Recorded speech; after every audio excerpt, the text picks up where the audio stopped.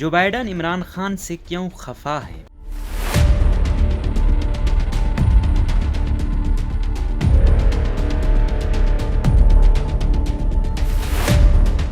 وہ انہیں فون کیوں نہیں کر رہے اور امریکی کانگریس میں پاکستان کے خلاف بل کیوں پیش کیا گیا ہے؟ یہ سوالات سنجیدہ مباحث کا مرکزی نقطہ ہونے چاہیے تھے، لیکن ہمارے ہاں انہیں جگت بازی اور طفنان طبع کی نظر کر دیا گیا۔ امریکی صدر اگر عمران خان کو فون نہیں کر رہے تو یہ کوئی ایسی بات نہیں کہ اس پر دیوان لکھے جائیں یا عمران خان پر جگتیں لگائی جائیں۔ ممالک کے تعلقات میں یہ اتار چڑھاؤ آتا رہتا ہے، اتنی سی بات کو خارجہ پالیسی کی ناکامی قرار نہیں دیا جا سکتا۔ تعلقات میں اگر تناؤ ہے بھی تو امریکہ کی نازک مزاجی غلط یا درست کا فیصلہ نہیں کرے گی، بلکہ اس کا فیصلہ اس بات سے ہوگا کیا افغانستان میں واقعتاً پاکستان نے کچھ غلط کیا ہے۔ عمران خان نے امریکی انتظامیہ پر یہ بات واضح کر دی تھی کہ وہ کسی دوسرے اور تیسرے درجے کے امریکی اہلکار سے بات نہیں کریں گے، ان سے بات کرنی ہے تو امریکی صدر خود کریں۔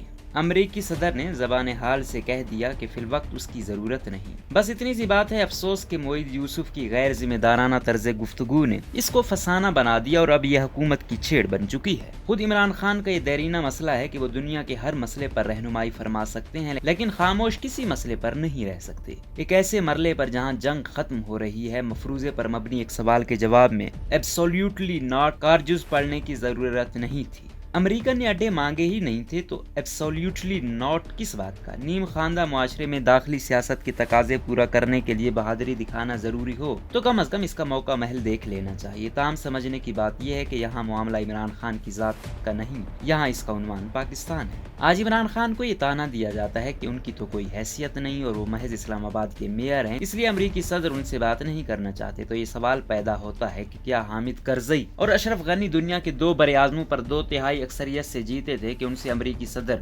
دکھ سکھ بانٹ لیا کرتے تھے؟ اسٹیبلشمنٹ، نمازی، آمریت اور جمہوریت، یہ سب باتیں برائے وزن بہت ہوتی ہیں۔ مفاد ہو تو سب اچھا ہوتا ہے اور مفاد نہ ہو تو کچھ بھی اچھا نہیں ہوتا۔ خود پاکستان سے امریکہ کے تعلقات کا سنہرا دورانیہ وہی ہے جب یہاں آمریت ہوتی تھی۔ امریکی کانگریس میں پاکستان کے خلاف بل کا آ جانا کوئی ایسی بات نہیں کہ یہاں ہمارا خون خشک ہو جائے۔ اپنی غلط پالیسیوں کے نتائج کوئلے کی صورت ہتھیلی پر رکھ کر اب پاکستان کو مورد الزام ٹھہرا کر امریکہ اسی طرح داخلی سیاست کے تقاضے پورے کر رہا ہے جیسے عمران خان نے ایبسولوٹلی ناٹ کہہ کر داخلی سیاست میں اپنی بہادری کا سکہ چلانے کی کوشش کی تھی۔ خطے میں بہت کچھ بدل رہا ہے، ایسے میں آرام ٹوسٹنگ کوئی حیران کن بات نہیں۔ اصل سوال یہ ہے کہ پاکستان نے افغانستان میں ایسا کیا غلط کیا ہے کہ امریکہ اس حد تک رد عمل دے رہے ہیں؟ کیا طالبان نے یہ جنگ پاکستان کی مدد سے جیتی؟ جب تک امریکہ افغانستان میں رہا، پاک افغان سرحد کے ایک چپے پر اس کی نظر تھی۔ سارے دورانیے میں پاکستان نے اگر طالبان کی مدد کی ہوتی تو یہ کیسے ممکن تھا؟ یہ قدم جدید ٹیکنالوجی سے لیس امریکہ اور اس کے اتحادیوں کی نظر سے اوجھل رہ پاتا؟ کیا آج تک ایسا کوئی ثبوت سامنے آیا؟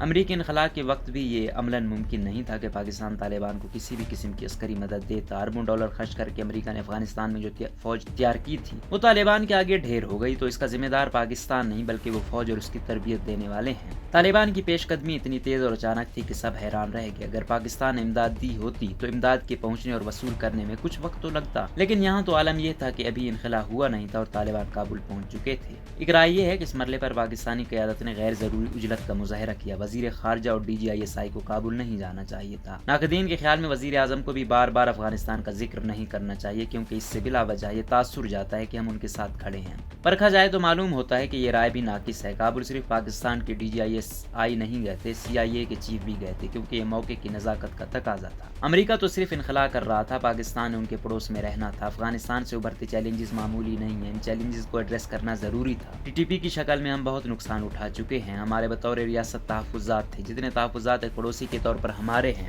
خطے کے کسی ملک کے نہیں۔ ہم افغانستان میں خرابی حالات سے براہ راست متاثر ہوتے ہیں۔ اس مرحلے پر صرف پناہ گزینوں کا سلسلہ شروع ہو جاتا تو پاکستان مسائل میں الجھ کر رہ جاتا۔ ایسے میں پاکستانی قیادت کابل چلی گئی اور وہاں کی قیادت سے بات چیت کر آئی، تو اس میں کیا مذائقہ ہے؟ عمران خان نے TTP سے بات چیت کرنے اور انہیں معافی دینے کی بات کی تو اسے بھی تنقید کا نشانہ بنایا گیا اور اس کی عجیب تشریح بیان کی گئی۔ سوال یہ ہے کہ کیا پاکستان کو بدلتے حالات کے تقاضوں کے مطابق اپنی فالٹ لائنز کو بھرنے کا حق نہیں ہے؟ انڈیپینڈنٹ اردو کے آصف محمود مزید لکھتے ہیں کہ کیا یہ ضروری ہے کہ ملک کو ہمیشہ میدان جنگ بنا کر رکھا جائے اور دشمن کے لیے خام مال ہر وقت دستیاب رکھا جائے تاکہ وہ کسی موقع پر اس خام مال سے فائدہ اٹھانا چاہے تو اسے کوئی پریشانی نہ ہو۔ انسانی نفسیات بھی یہ بتاتی ہے کہ عسکریت پسند گروہوں کے لیے واپسی کا راستہ کھلا رکھنے سے وہ گروہ کمزور ہوتا ہے اور اس میں سے غالب یا معقول اکثریت قومی دھارے میں لوٹ آتی ہے۔ اس میں کیا کلام ہے کہ عمران خان نے بہت مایوس کیا ہے، لیکن عمران خان کے مقامی ناقدین کو یہ خیال رکھنا چاہیے کہ زیر نظر مقدمہ عمران خان کا نہیں، پاکستان کا ہے۔